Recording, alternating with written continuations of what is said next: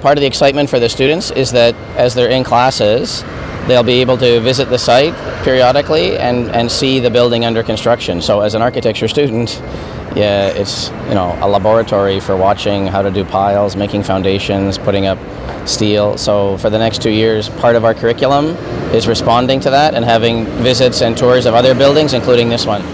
On September 4th, the Laurentian University School of Architecture will open its doors for the first time since construction began almost 1 year ago. Though construction will continue outside, inside, classes will begin in a finished studio space inside the old market building.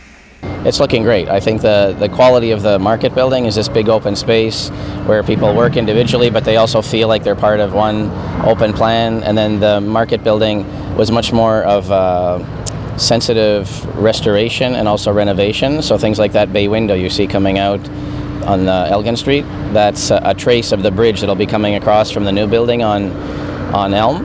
But that building, we really took care to keep the qualities of the old character of the telegraph building and yet make it contemporary. So there's two different attitudes in a way to the renovations, and that'll be, again, a lesson for the students and great for the community to see.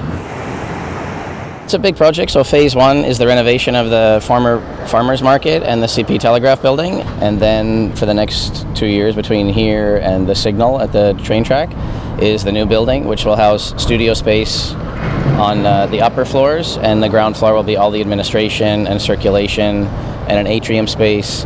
And then we talked about a wing that also runs parallel to the train tracks, and that wing will be made out of cross-laminated timber, wood, solid wood, a 2-story building, and that will house the theater and the library and classroom. And then on the roof of that, there's a kind of working roof for urban gardening, and a green roof is intended for there. And then that wing and the new piece will also be adjacent to a greenway that runs and connects to the Elgin Greenway to be a passage for the public. Will your students change the architectural makeup of Sudbury as they graduate and they go out into the world? Will Sudbury transform overnight like in Cinderella? No. Will it have effect? Yes, of course.